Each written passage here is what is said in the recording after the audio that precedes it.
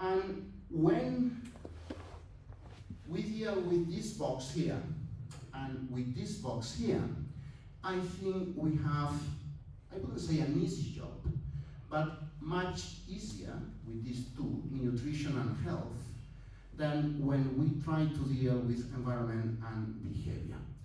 I will ask you to do this exercise later on, but just a quick question. Tell me two indicators about nutrition that you would use in any species. Don't think about it, just say it. Well, think a little bit, not much. That's enough, don't think much. It hasn't been proved that thinking is good. Yeah. Blood sugar? Sorry? Blood sugar? Oh, blood sugar. Well, yeah, that's really sophisticated, but just look for something much easier than that. How much is left over when you feed them? Right. Could be like variation. Yeah. Access to clean water.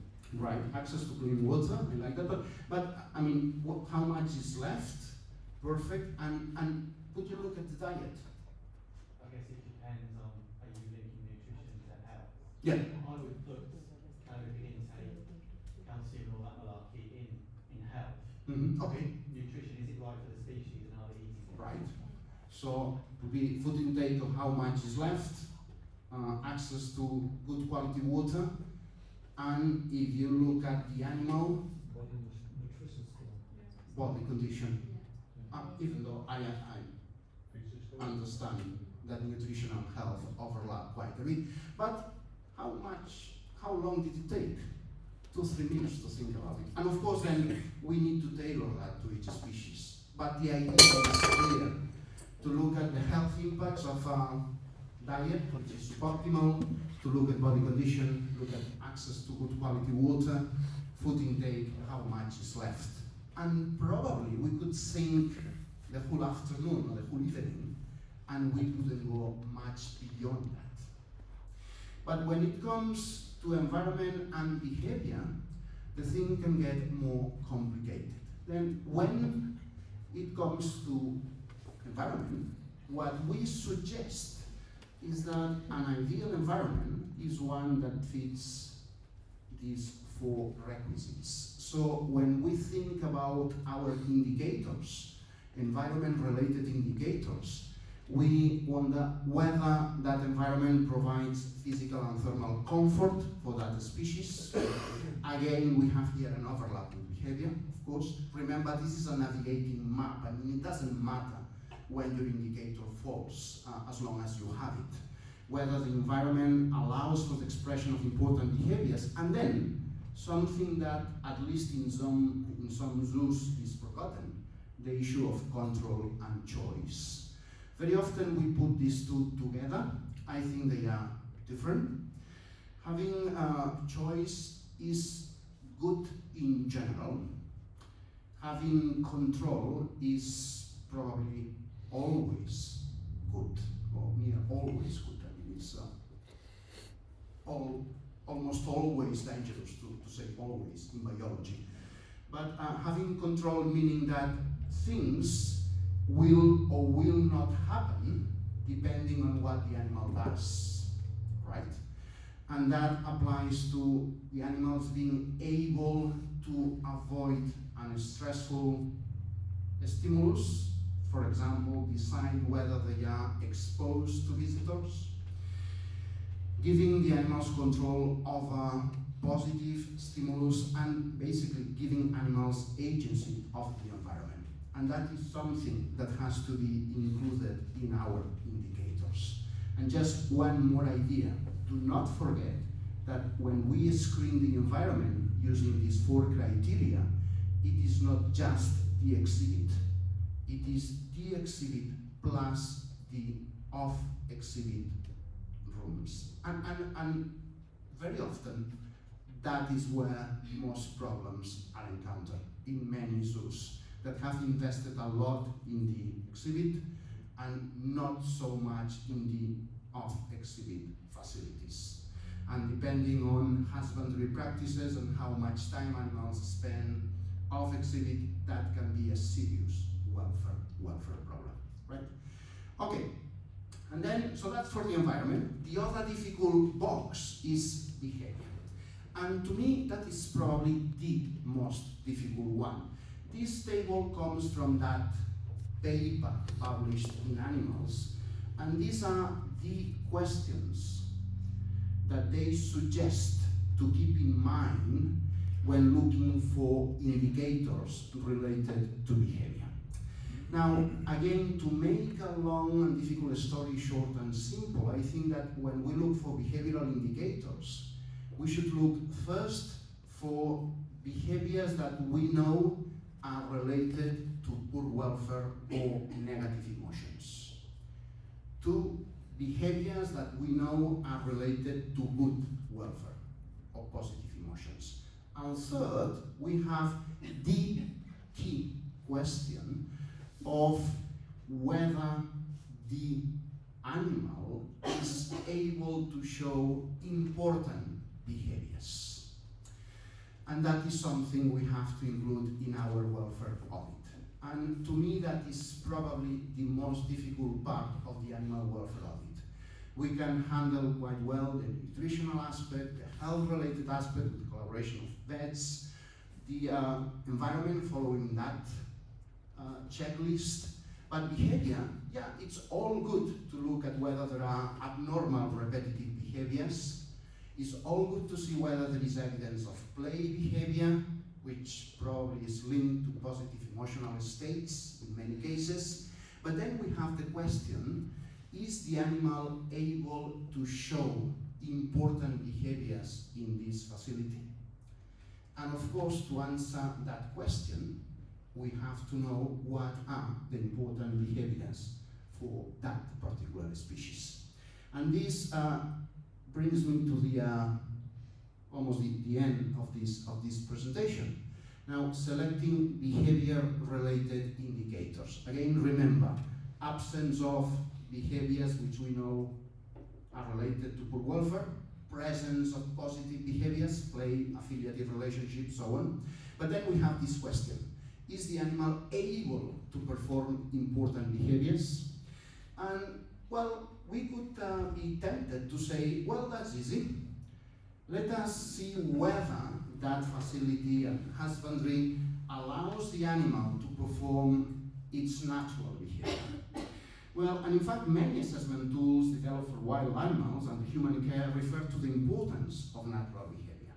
However, using natural behavior as a baseline to assess welfare in captivity is fraught with problems, conceptual and methodological problems.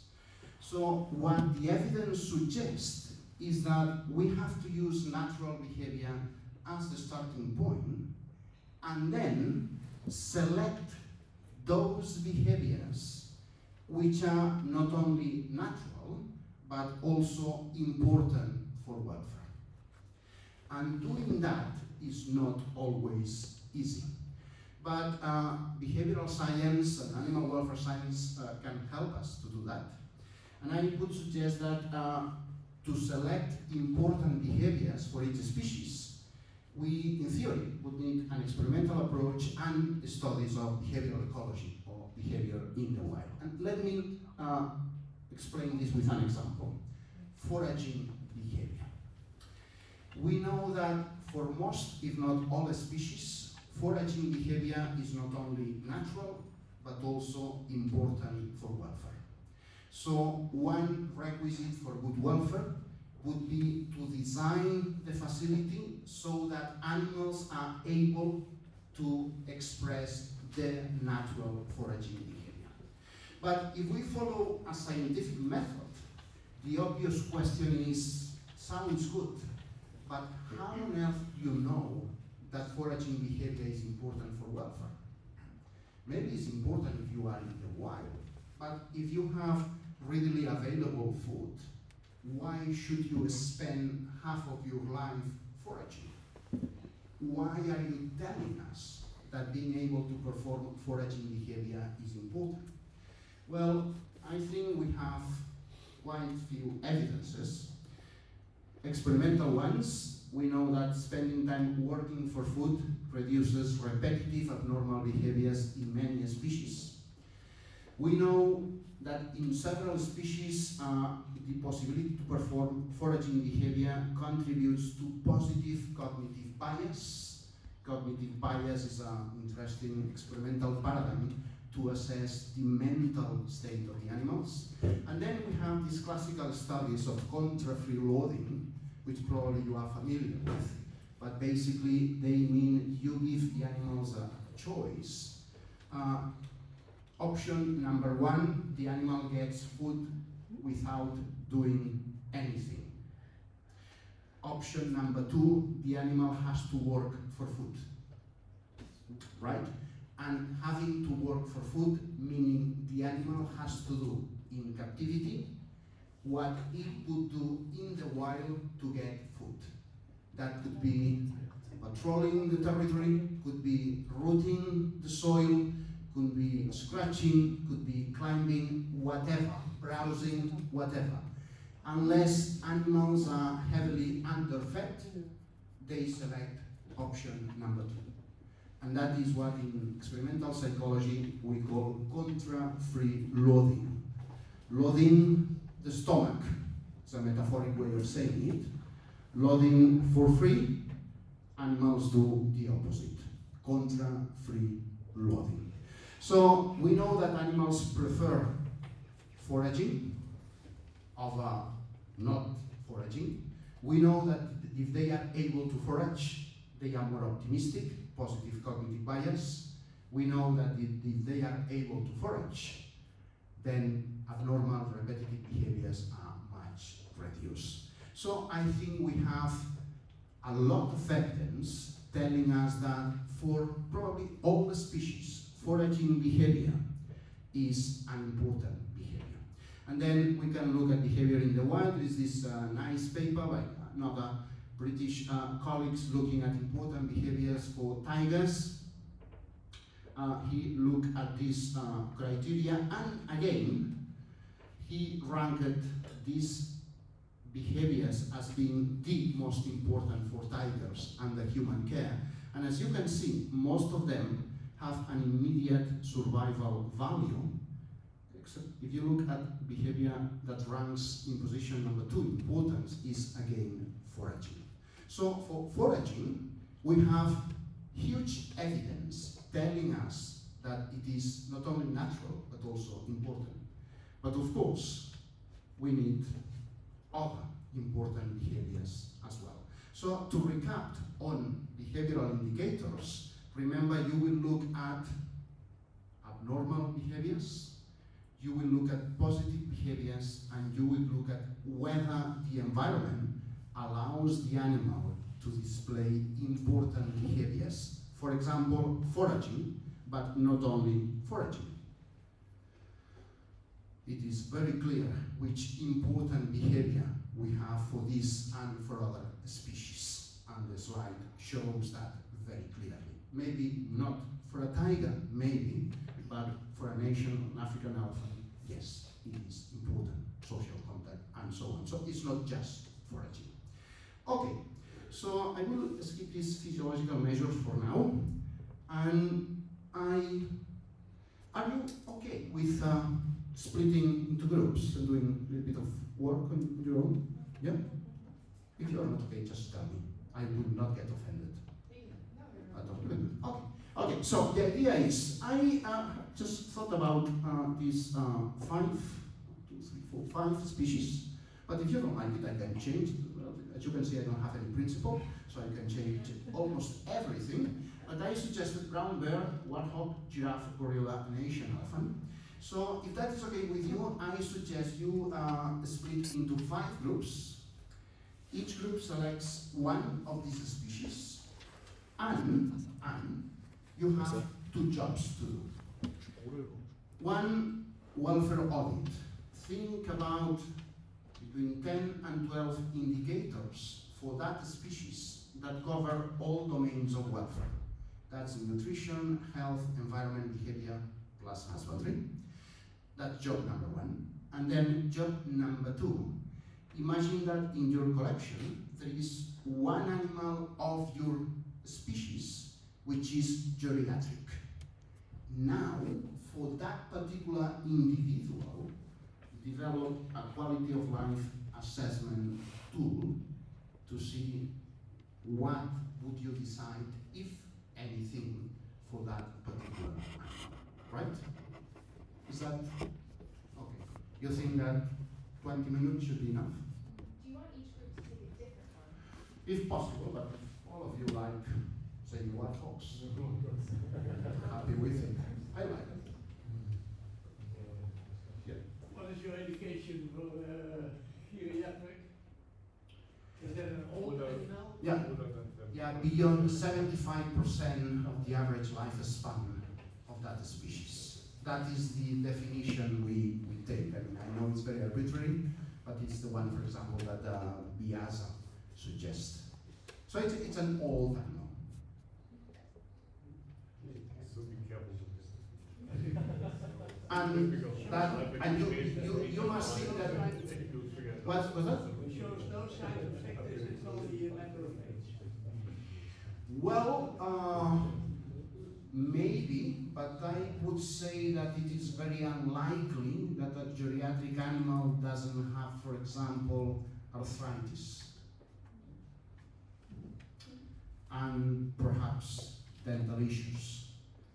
And perhaps might be affected by changes in social relationships in the group. So, a quality of life assessment is you have flagged that animal as being geriatric, meaning it might be at higher risk of poor welfare than the average individual, and you want to confirm that that animal is either in good welfare or not. So you have to look at all the possibilities that come with being geriatric. Yeah? Yeah. Okay. Okay. Right. So how do we prevent the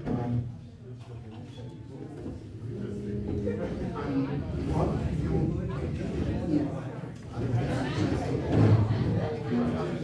on your table?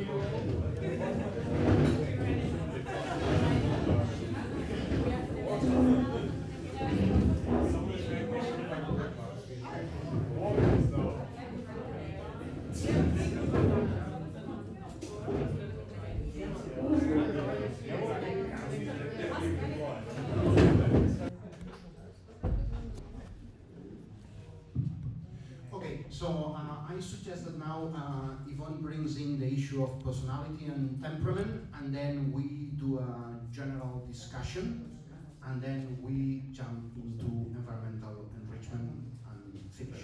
Hello everyone. I hope you had fun developing assessment tools for welfare. I know it's very difficult, many definitions out, and what you tried to do was trying to trying to develop this assessment tool on the species level. So I've heard that some of you were taking the brown bear, some the giraffes. Nobody took the gorilla. I don't know why, that's my favorite. And so if we think about welfare, I immediately think on the individual welfare level. You know, we have the group, and that's what we do. We develop a tool, and then it should be covered more or less the whole behavior and all the pro welfare plus ideas. But when it comes to zoo animal welfare, I would say it's an individual level issue, or it's a personality issue. It's not an issue, but we have to go down to the individual. So personality, the term is actually used interchangeable. You know, some researchers use the term individual differences, some personality. Sometimes you read about characters or temperament. Some even use behavioral syndromes, or you can, there are more definitions out. But in general, personality, that's what I do, has been applied on many taxons, such as, for instance, from small insects like a fruit fly up to big mammals like the elephants. And yeah, so in the way we classify or define personality is that each of the individual differs in their way of their behavior.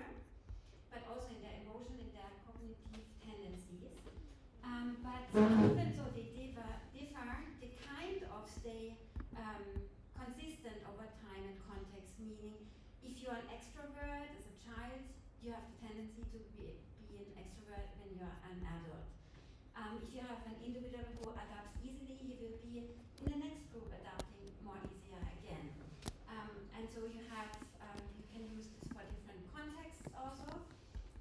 And even though it's consistent what I just said, you have also on the individual level again the plasticity, because I mean we all learn from our past, so as the animals, and so you have, I always explain it in a way, when you are a helpful individual, you will be a helpful individual when you are old, but it's the same with optimism. If you're an optimistic individual, you will be more optimistic when you're adult.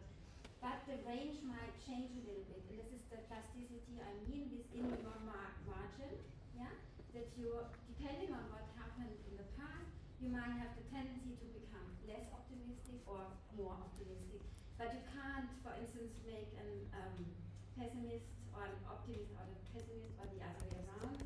You stay in your kind of a margin. And so personality can be used in many ways, and it predicts behaviors, for instance, behavior outcomes. So as introduction success, for instance, you can also use personality to already match individuals together. That's what is often used in humans when you go on these online courses, and that's what they use. It's a personality assessment, and they look who is going to match up with whom. And for instance, with the gorillas, what I found out that the ones who are more friends with each other are the ones who share more similar personalities. And you can use it for conservation outcomes as well, because when you have, for instance, individuals who don't want to explore new areas, maybe these are the individuals you should not send out at the beginning. You need, when you transfer individuals into new areas, individuals who might be more explorative than others, to at least, find food, and then later on you can bring in other individuals with other personality setups to again get a kind of diverse personality in the group. So yeah, it can be used for comparison in groups, for instance. Also, you can assess also personality with different tools. We can measure behaviors and then assess personality outcomes. But also we can use questionnaires. I will show you this slide tomorrow. This is a very easy tool which can be applied on different animals and for zoos, and all the keepers can have the same assessment form. And then what you do is that you have that you run interoperabilities, and then you get actually very valid and applicable outcome of the measurements. And yeah, I just wanted to say that on the welfare level, when we go into zoos, then we go on the individual level, and then we try to optimize the welfare for this specific individual. Just thinking about gorillas, not everybody likes sitting in the sun. Yeah, and if you know now from our assessment forms that some measurements might be good for a specific species, it doesn't mean that everybody likes the same. Some like grapes, some don't. Yeah, some like humans, some don't. Some are easier to be introduced. Yeah, and that's just what I wanted to share with individual differences, that you have to go down on the individual level. Oh, thank you very much. I think that that's very relevant, because we shouldn't forget that animal welfare pertains to the individual animal, right? And that means that we have to take that into account when assessing and when improving. And the other thing is that we couldn't do this without the keepers, because keepers are the ones that know the animals the best. So there are many reasons why keepers are fundamentally important. One of them is that they are the best in terms of identifying the peculiarities of each individual, right? Okay, so thanks a lot. Let's do like a quick general discussion, and perhaps instead of going species by species, I suggest going domain by domain and mixing up the different species. So health. what have you thought about health, for example, when it comes to giraffes? We talked about body condition, Mm-hmm. and we talked about tooth condition, Okay, body condition, tooth condition, yeah, perfect. hoof condition, Uh-huh. fecal consistency, and then ingestion rates and how well they chew their food is an indication of all of those things. Perfect. And then mobility and exercise around the paddock, Okay. stance and orientation. So basically you thought about what could be seen as the most common medical conditions in giraffes and then selected one indicator for each of those. That's perfect. What would you add to that from a bird, warthog or elephant perspective? What? We put also ventilation, like the respiratory system and like the number of respiratory acts, like minutes. Okay, so breathing breathing frequency. And then Okay. the claw conditions. Okay, the claw, that would be similar to the hoof condition, yeah. And for the breathing rate, do you see any problem, methodological problem there?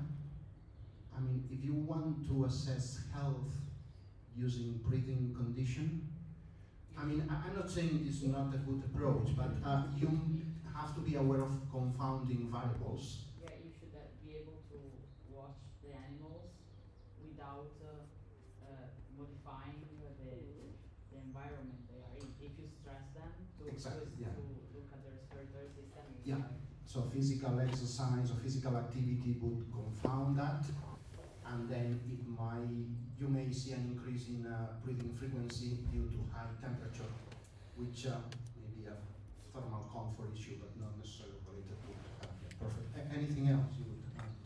you put also the mucosa, like Okay, yeah, whether the animal is anemic or yeah, that's, yeah. And okay. I'm not sure, maybe it's more what happened with we added medical training to be actually able to look like That was one point I wanted to make. Yeah, I don't know whether health is the right. I don't think it doesn't matter as long as you have it. But I think that having in place a good medical training program for as many species as possible is good.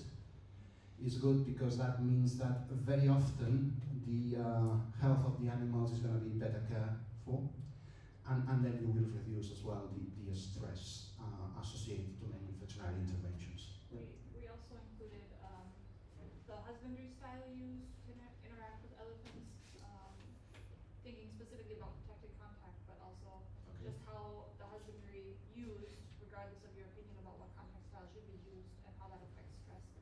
Okay, perfect. Yeah. What else? That there's a good hygiene in place in the surroundings. So that would be an input-based indicator. So far, almost all indicators, or all of them, have been output-based. So you were looking at the animals. That's perfect. And then we have an input-based, which is the hygiene. Yeah. And well, And yeah. also that animals, before they get introduced to new food, that they get tested for diseases so they don't spread and stuff like this. Right, so the veterinary protocols, Yeah. things such as quarantine, testing before you introduce new animals and so on. That would be health-related husbandry protocols. Right. Anything else? That animals can go 24 hours in and out where they want. Right. That's perfect. Probably I wouldn't think of it as health-related. I would think about choice, control, so more under the behavior. But yeah, perfect. I mean, as long as you have it. And you were doing birds.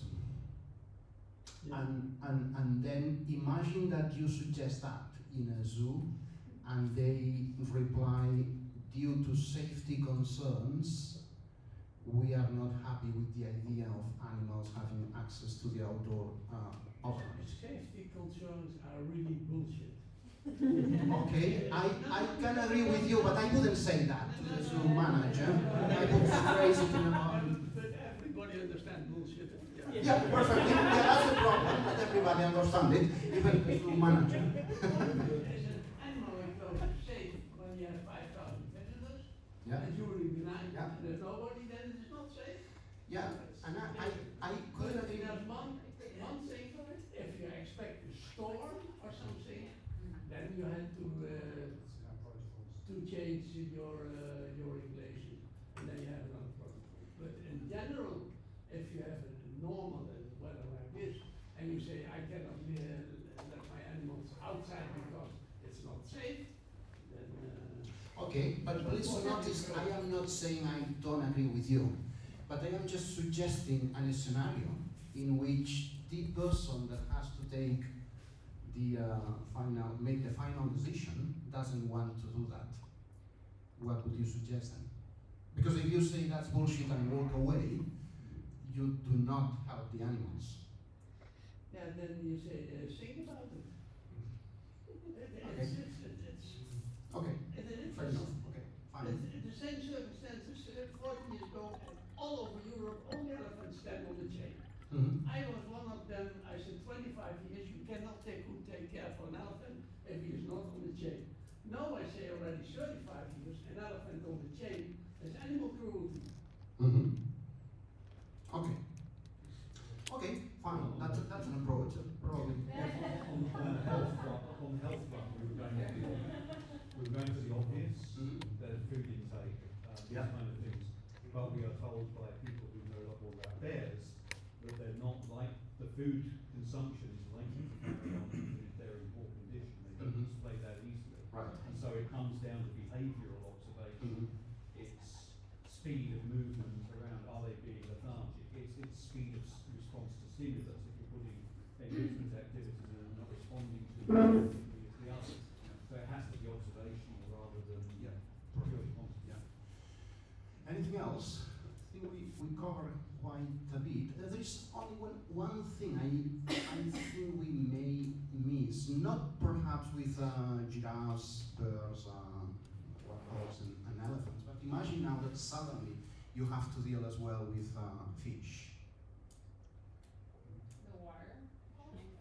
Yeah, water quality, that would be an input based, but as it comes to sorry? The enclosure design.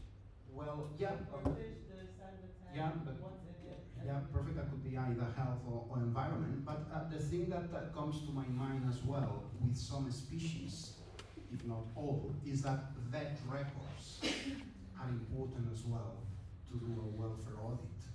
I mean, it's not just mortality, which is very obvious and very crude, but I have to say that when it comes to fish, for example, that is still, and it's not good news, but it's still an indicator. I mean, and you talk to the people and say, look, these 25 tanks, they're okay, but this and that, we don't know why, but we have one animal dead now, another one next week, another one the week after, and this mortality, which it goes unexplained, that is something that should flag a welfare problem. And before reaching to mortality, morbidity is an issue as well.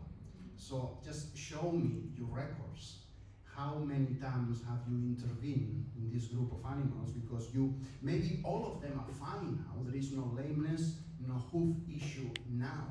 But over the last 6 months, how many times have you intervened in this particular group? And that is important because it can tell you something about health, about the environment, or whatever. Right? Okay, that would be health. Nutrition. So we start here.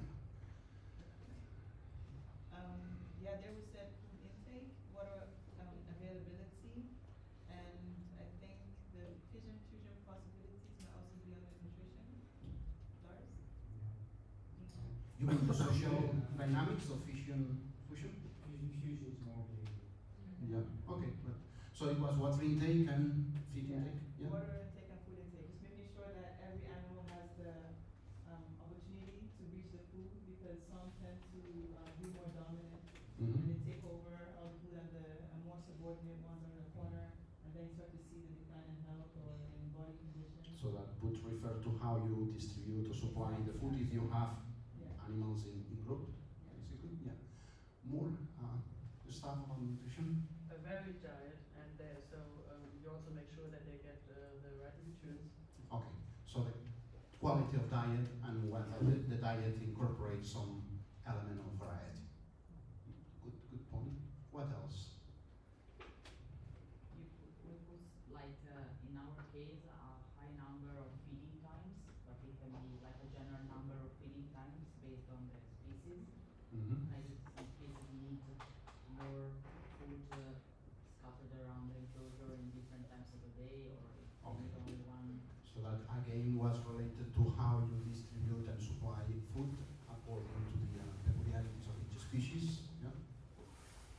What about seasonality? So some have a specific diet for the winter time, some Yeah. for the summer.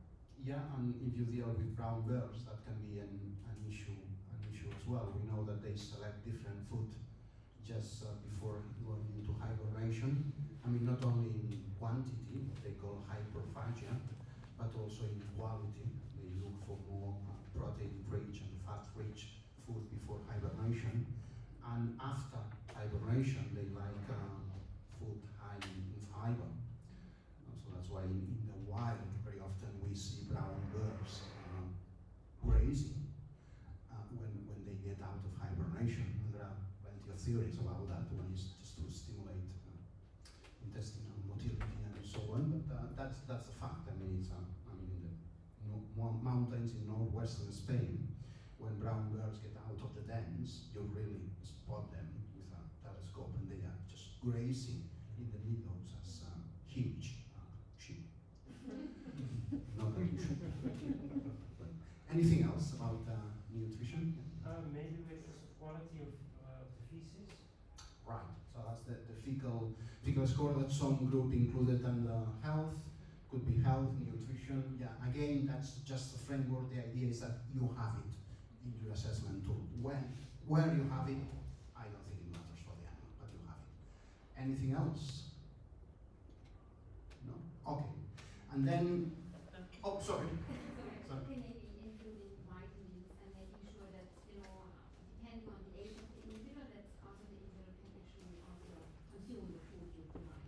For instance, if you have the two species from one of the older species that is individual, that you make sure that maybe the food is then not grained or that you can easier access.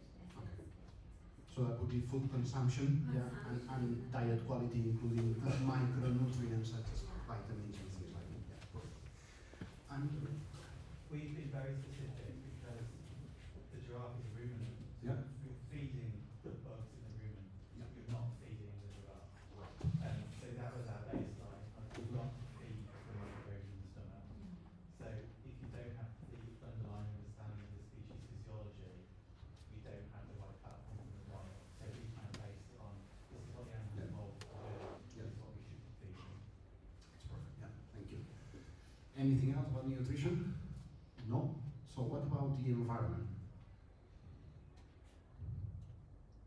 We thought about safe spaces.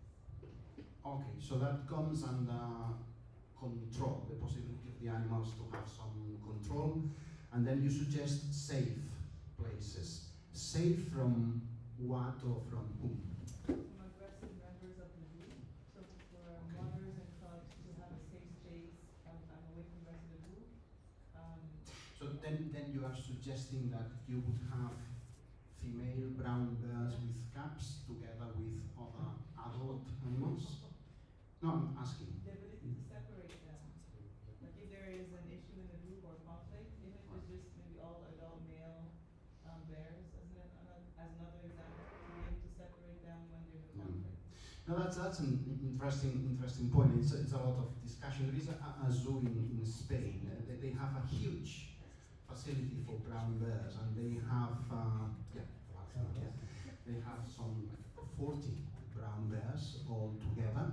And when you run a welfare audit, I mean, there are many good things, but one issue that stands out is that when females have cubs, particularly depending on the personality and experience of the female, they lose many cubs to males. Whether that's a welfare issue, well, I think it is, honestly. So, I don't male brown bears with caps with males. It's possible. Yes, absolutely. It is possible, yeah. I've done it a number of times, but that it depends on the enclosure and how the youngsters can see the male and the male can see the youngsters. Yeah. So, Yeah, you have to accept some degree of risk.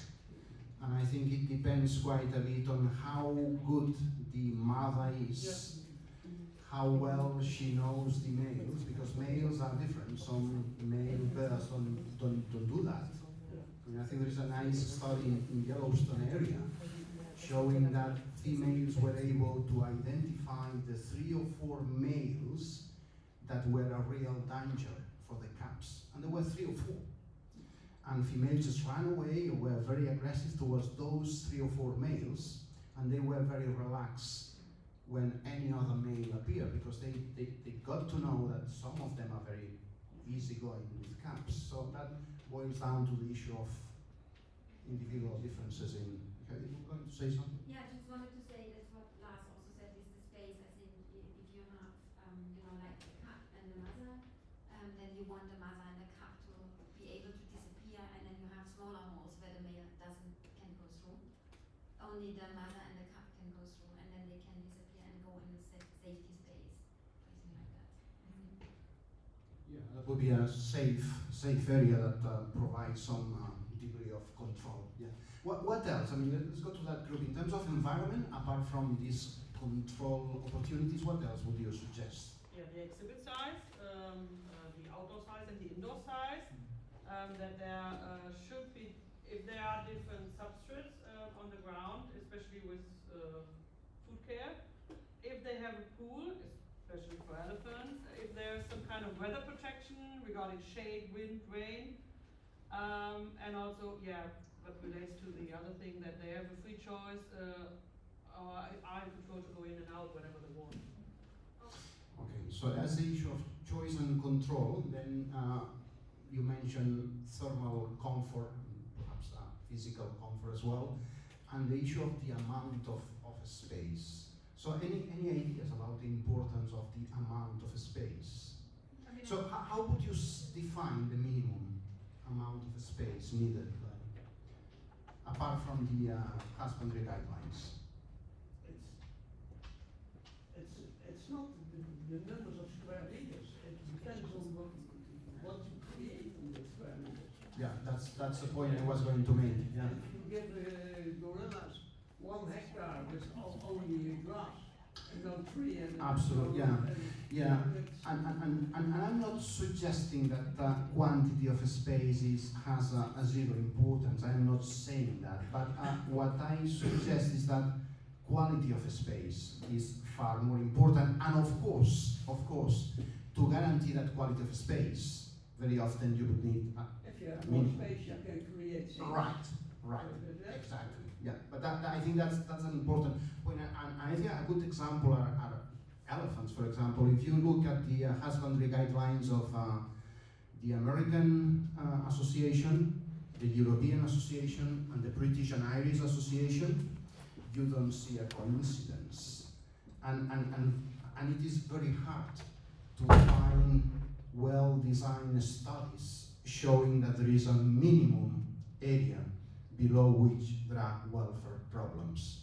So I'm not saying we don't have to consider amount of space. I am suggesting that we have to be very, very critical, mainly because a large facility is by no means synonymous of good welfare. Yeah. So. I think generally a lot of our environmental stuff can be put under the umbrella term of exhibit design that can include everything from weather protection to making sure that certain animals, or if it's a mixed exhibit, certain species have access to areas or have enough space that they can remove themselves from other potentially aggressive animals, having the option to be away from visitors if they so choose. Yep. That's an important also, point. like Yeah. if you having a separation area, so if you need to separate a sick animal, you take into consideration, okay, can that animal have the type of contact it needs or doesn't need, depending on its health and depending on its the social structure of its species, and I think that all falls under Anything else under environment? No? Yeah? One last thing, maybe it applies, having a space that allows the animals to express its natural behavior. Okay, and that brings us to the last section, which is behavior, and let's just talk about that group. Yeah, sorry. And the behavior. What have you suggested? You were doing warthogs. Okay.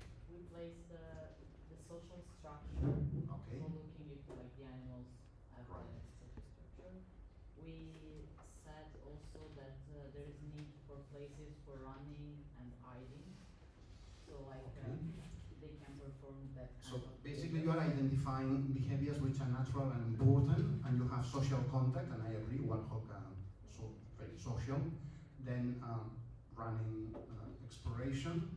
Yeah, being an animal belonging to the pig family, you have an example of the classical example of important behavior in ethology that was developed. We have this wallows, mud wallows, and dust wallows.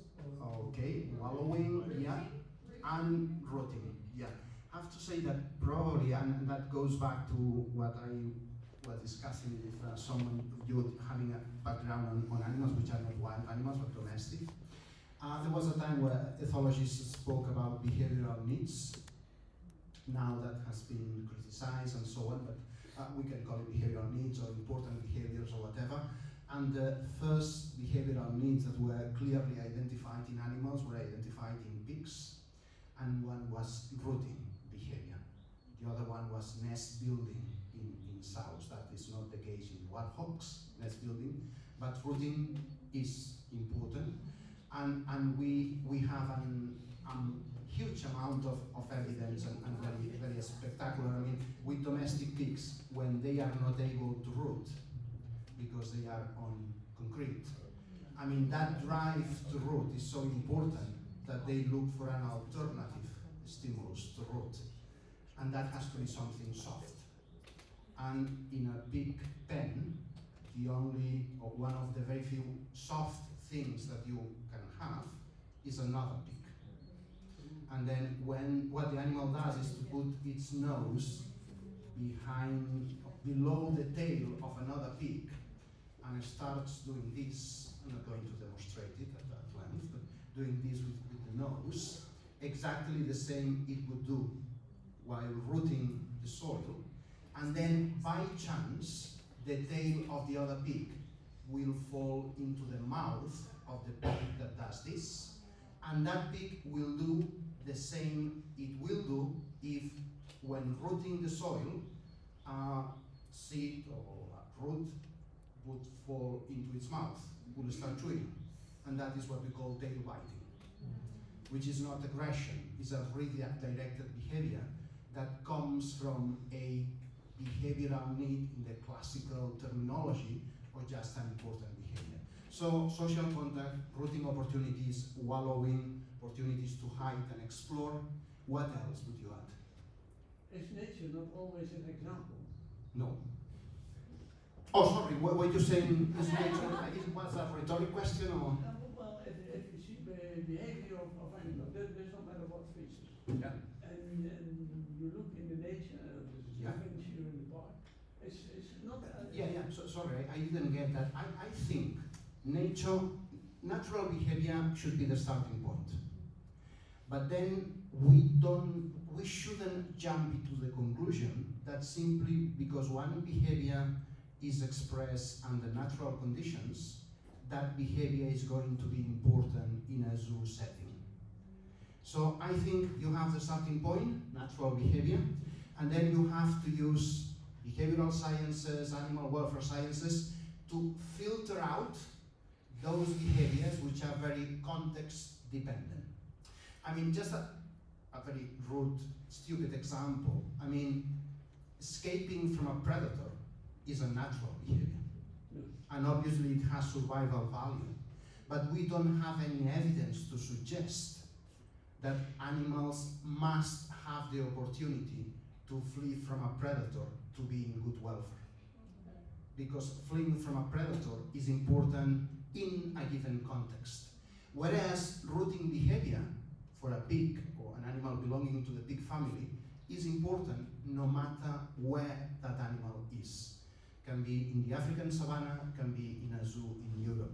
Rooting, and that is the origin of that name, behavioral need. Internal motivation, the animal has to do it no matter where the animal is. So you start with the natural behavior and then you filter out what is important only in the wild, and you don't have to bother about that behavior in captivity, and you keep in the behaviors which are really important. And you have several methodologies to do that. I mean, experimental approach, behavioral ecology studies, and so on. But yes, absolutely, you start from natural behavior. So a stress moment is never a problem. So the stress? A stress moment in the zoo, a lady takes an umbrella or something, and the antelopes run away. So the question is whether acute stress is a welfare problem. Yeah, I will go back to that in a second. Before we go into that, any other suggestion when it comes to behavioral indicators? We put training, like engagement and training in behaviour. Yeah. That tells you a lot about personality. Yeah, absolutely. Yeah, and anything else? Presence, we had stereotypies, presence of, but I know stereotypies is a whole other conversation, but presence of. Yeah, but you can say repetitive behavior. more general behaviors which we have evidence showing that are mainly related to negative emotions or poor welfare. Yeah. That could be abnormal repetitive behaviors of stereotypies, could be some forms of aggression, could be apathetic behavior or learned helplessness, could be some redirected behaviors, and the opposite. You could look, for example, at whether there is play behavior or affiliative behavior between individuals in the group, because that could be a sign most of the time of positive welfare, right? So you would have that observation of behavior and that observation of the facility to see whether important behaviors, which are a subset of natural behaviors, are allowed for that animal. Anything else? To the same point with breeding, they will breed. Right, so you would include in your list of indicators a possibility to breed? Potentially, I mean, I think under natural behaviors, again, it's a whole conversation. It is, yeah. That's a long discussion. Yeah, whether breeding is a behavioral need. I mean, I would also argue, I was the one that brought up stereotypies, but I would also argue that in certain individuals, I mean, stereotypies, repetitive behavior reduces stress if their brain has been changed from stress in previous times. So also stopping stereotypies doesn't necessarily. So it's a whole conversation, I think. Yeah, absolutely. Yeah, we have that theory suggesting that some stereotypies could be a coping mechanism. Yeah. It's a whole hard. I think this. It might be in some cases. I think that in most cases they are a bad sign, but yeah, in some cases they could be. And perhaps the other thing from a practical standpoint is that when it comes to that stereotype which is spacing, beware of not over-interpreting anticipatory behavior as abnormal repetitive behavior, which is a mistake that sometimes it is easily made. I mean, you have, for example, a carnivore that does some pacing before the feeding time and only before the feeding time, and that is easily interrupted. So beware before jumping into the conclusion that that animal is showing an abnormal repetitive behavior. So, And for the breeding again, if they have it for good, it can be seen as a sign of good welfare breeding. that's another whole discussion. Really. Yeah. So if they have the opportunity to breed and they do it, that's a sign of good welfare. I don't know. Honestly, I don't know. I'm not saying no. I think if you look at all the evidence, I would say that expression of good maternal behavior, or to put it another way, expression of good parental behavior, could be maternal or paternal or both, depending on the species, that is very sensitive to poor welfare and to stress, chronic stress, and so on. So if an animal expresses good maternal behavior, that's good signs. However, if the animal only expresses sexual behavior, he would be just a little bit reluctant to jump to the conclusion that that animal is in good welfare. I don't think we have all the evidence to suggest that, and at least in some species, sexual behavior appears to be extremely resistant to poor welfare. Maternal behavior is more sensitive, because all the oxytocin thing and relationship with the stress, but sexual behavior in really horrible conditions. Some animals keep mating. So, yeah. I think concerning reproduction, a very important parameter for the whole maintenance system of the animal is the indicator that the animals are able to reproduce and raise offspring up to their social and sexual reproductive ability, so that these offspring again are fully developed parents, or Absolutely. have the potential of being fully No, I parents. couldn't agree more. Yeah. Because there are so many things that go into this functional behavioral cycle, from the nutrition, social structure, environment, all these things, that this is very important, and that you should do something with these surplus animals is a total that's an ethical debate. I think that's a very important indicator. Yeah. This should be, I think this should be. Yeah, absolutely. Yeah, my only point was that mating per se shouldn't be considered an indicator of good welfare. But if you have the whole reproduction sequence up to weaning, if it is a mammal, but I mean all the parental behavior and social learning and everything, that is, should be taken as a measure of positive welfare. And yeah, sorry. We also had another point, which was the social structure. You don't want to have an animal that usually lives in flocks or huge groups alone in an enclosure. So yeah. it should be, it's the needs of the animal, of course. Yeah, that's an important behavior, social contact, which obviously depends on the species, and not just presence of conspecifics, but also age, structure, relationship between conspecifics. This concept, which I think is very interesting, of keystone individuals.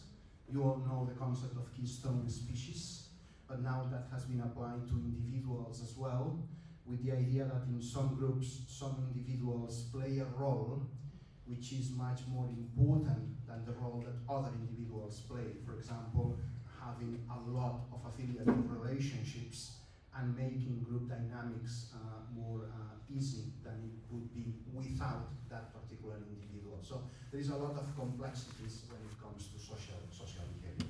Just well aware of time, and I promised I would stop at 7:30, and it is 7:25.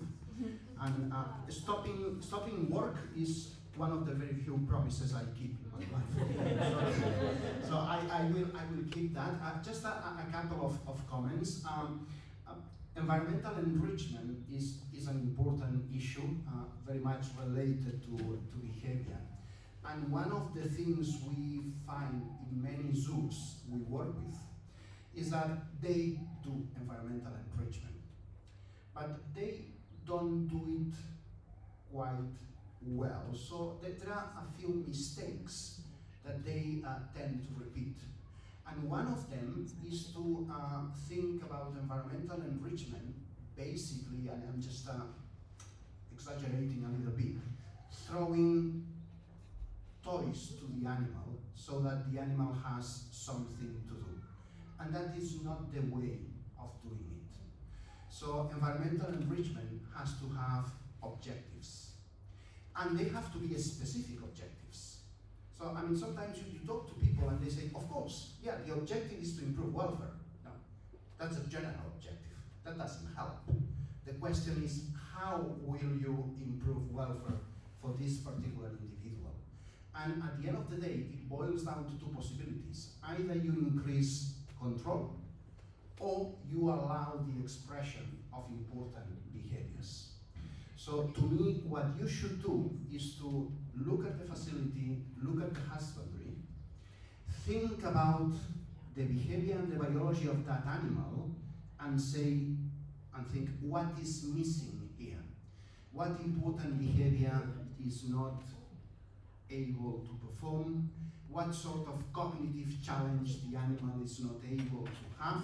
And I think tomorrow we'll have a chat on using cognitive enrichment, or no? No, you are doing cognitive, yeah. Technology. But applying to cognitive enrichment somehow? Okay. Say yes, I'll say yes. Okay, say yes, yeah, that's what I wanted. But so cognitive challenges, but the thing is to have clear objectives. The other thing that very often we don't see is that people follow the effects of environmental enrichment, because that is time consuming. So they implement enrichment and they assume that it's going to have positive effects, which might be the case, might not be the case, or in some cases it can even have a negative effect. So that probably you are familiar with that spider approach: set goals, plan, and then monitor, and if needed, change the approach. So don't give for granted that because you throw toys to the animal is going to be better off. And for many zoos, that is still the case, right? And my last idea is that you mentioned acute stress. Yeah. I will mention one other thing. If you talk about welfare, we have a group of 65 Himalaya baboons, no problems. Good. Because the group selected problems. Good. Perfect. Yeah. Okay. So going back to acute stress, I was wondering whether any of you have thought of including physiological measures in your welfare audit. Which one? Cortisol. Right. And you would suggest measuring cortisol in what sample? Yeah, we discussed how we would determine that. We're looking for crucible samples of different environments. Right, perfect. So, I mean, different samples would give you a different timeline of the activity of the HPA axis. So, probably, from a welfare standpoint, chronic stress is very relevant, and that suggests that having measurements of cortisol in long-term matrices, such as, for example, hair or feathers or scales in some animals, is very promising. On the other hand, I am a little bit skeptical about using cortisol measurements in short-term matrices, such as plasma and saliva, because very often what you get is an impression of the arousal of the animal more than the emotional status of the animal. There is a very nice paper, well, not very nice because of the methodology, but they look at corticosterone in rats, and they wanted to answer the question, does corticosterone in plasma increase when rats are having a bad time? So baseline levels, very low. Very mild electric shock, small increase. More intense electric shock, more increase, everything fits. Restraint, severe restraint, dramatic increase, everything fits. Mating, rocket. So two possible explanations. Either mating is a horrible thing for welfare, which, to be honest, I have a hard time to believe, but that's another discussion we don't want to get into. Or corticosterone or cortisol, they did corticosterone because in rats that is the main glucocorticoid, but it could be cortisol as well in plasma or saliva, tells you something about the arousal rather than the balance of the emotion. Whereas cortisol, corticosterone in feathers, hair, if you have the right methodology, because that has to be validated for each species, can be a very nice addition to the welfare. You have one question?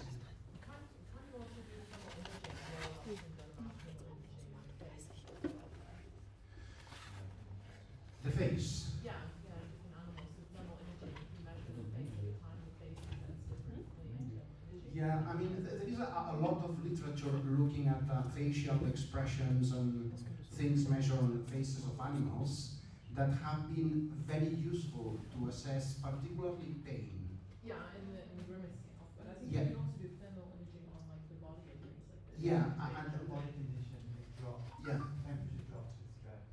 Yeah, exactly. So it's an indirect measure of some other things such as stress and body condition could be a confounding variable. So yeah, you can use it, but you have to be very well aware of the confounding variables because the interpretation is not straightforward. But you can do it. Okay, I'm breaking my promise. So, Yeah, any results or any ideas whether the relation between granulocytes and on the one side and immunocytes and plasma cells in relation can be an indicator of chronic stress? yeah, there are good papers on that, particularly in some bird species. Yeah, but again, I mean, there is some variability across species.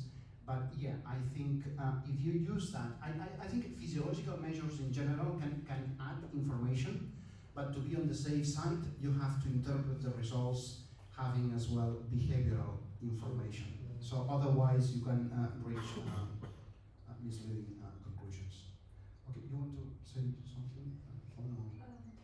Not necessarily. Not necessarily. Okay. If you have questions, Well, no, I mean, unless you have any more questions, I mean, just maybe just at the final end, what we all want to reach is the balance between the negative and the positive, and the whole idea is that the positive overweights the negative.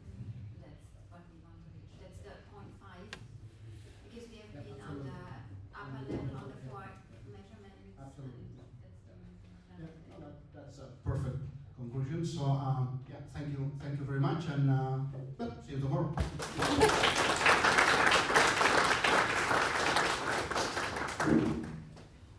Maybe it's enough without a microphone. Yeah, thank you for that workshop. I think we got a good discussion and results here. Thank you. Yeah. And thank you for the invitation. Thank you. Yeah, and,